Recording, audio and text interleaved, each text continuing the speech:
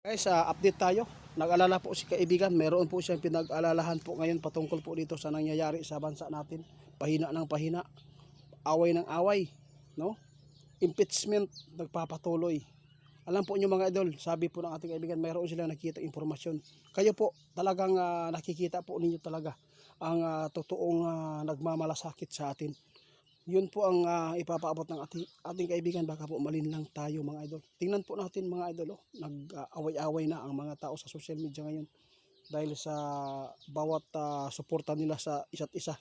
Dito po nyo malalaman, hindi ko po sasabihin na alin dito ang sa dalawa na mabuti at may malasakit. Pero kung pagtuunan nyo ng pansin, kung titingnan po ninyo anong nangyayari sa bansa natin sa sobrang mahal, mayroon po ba silang ginawa na pamamaraan para po ikatulong po nila sa mga taong bayan? Dito ninyo malalaman ngayon kung sino po ang totoong nagmamalasakit sa taong bayan. Mga idol, pakinggan po ninyo, kaibigan. Ano po talaga ang nakikita po nyo dito patungkol po dito sa bangayan po nila Duterte at Marcos? Mag-ingat daw kayo, pansariling kapakanan ito. Alam po niyo mga idol, sasabihin po ng ating kaibigan kung bakit nandito tayo, kung bakit ito po ang ginagawa po ng mga administrasyon na to.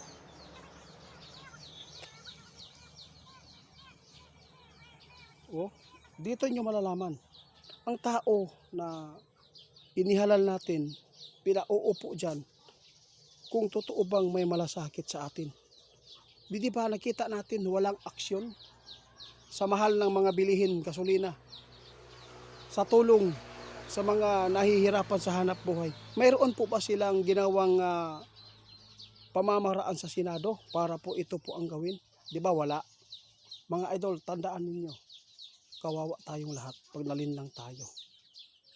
Makikita po natin mga idol kung mayroon ba talagang malasakit. Tingnan po ninyo ngayon, grabe po ang away. Nagpapatuloy ang impeachment dahil po kaibigan, grabe guys, alam po niyo kung bakit hindi na po ito maganda kung puro talang impeachment, kasi pang sariling kapakanan. Dahil kapag si Sara Duterte ang mananalo, talagang maraming mananagot sa flood control. Tingnan po ninyo si Duterte noon. Alam po niyo mga idol, si Tatay Digong noon, siya po ang namuno. Kung mayroon mang kurap, hindi talaga maiwasan. Kung ano po ang mga infrastruktura, kung ano po ba ang mga naitayo noon, dito po talaga yung malalaman. Mayroon po bang ganito noon?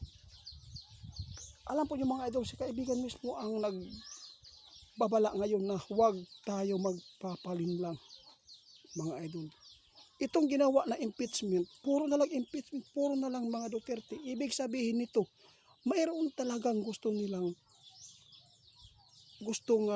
magawa na hindi na makatakbo pa itong mga Duterte, kasi takot sila mabuking, takot sila na mapahamak sa 2028.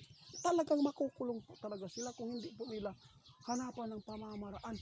Kaya sa lahat po na makapanood, wala kaming sinabi sa inyo ngayon na alin dito ang mabuti. Kung mayroon man po pagkakasala si Sara Duterte, mga idol, ang akong masabi, kayo ang maghusga kung ano man po ang inyong nakikita din.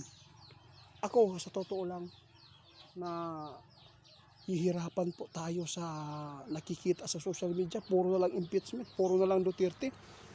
Pero wala talaga akong nakita na ipinapaabot doon sa Senado na mayroon pong mga dapat pag-usapan para matulungan ang mahihirap, nangangailangan po ng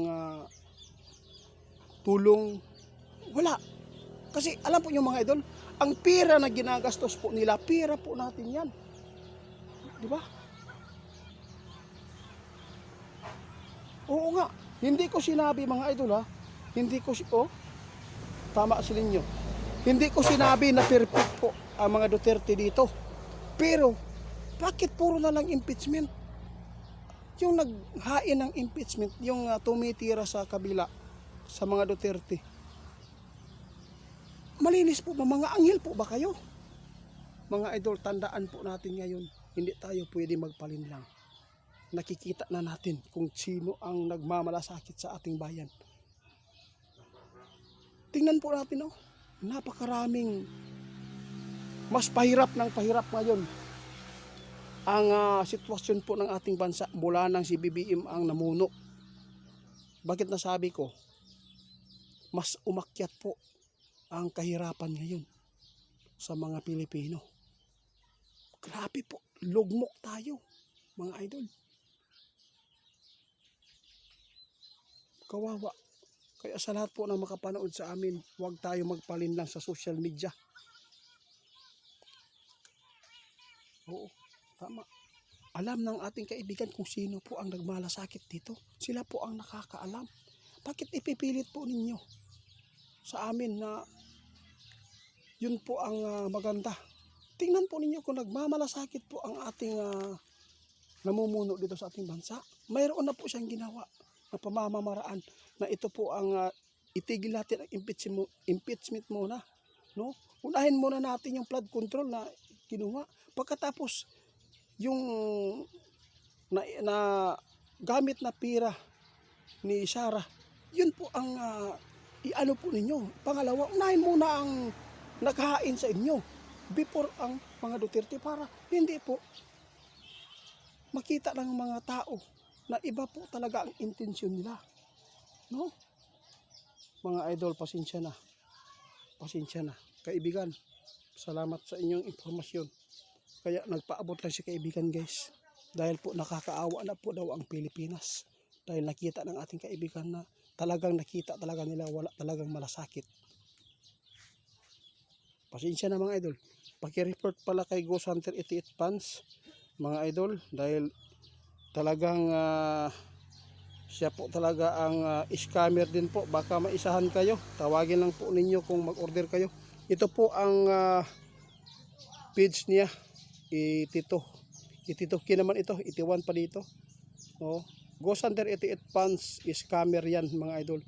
Ito po yung profile account ko sa Facebook na mga viral po ang ating video dyan na mga herbal. Ito po yung ginaya na naman po niya dahil nagnakaw po siya ng mga video natin.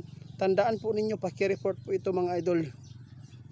Guys, si kaibigan nag-alala para po sa ating kaligtasan dito sa ating bansa. Mas lalong palugmok tayo. Dapat po sana pinagtutuunan ng pansin ang paghihirap ng mga Pilipino at ang dapat po palakasin po ang Pilipinas. Dapat po makagawa sila ng shelter kung sakali man mayroon pong digmaan na pandaigdig, at least mayroon pong matataguan ang nasa Luzon.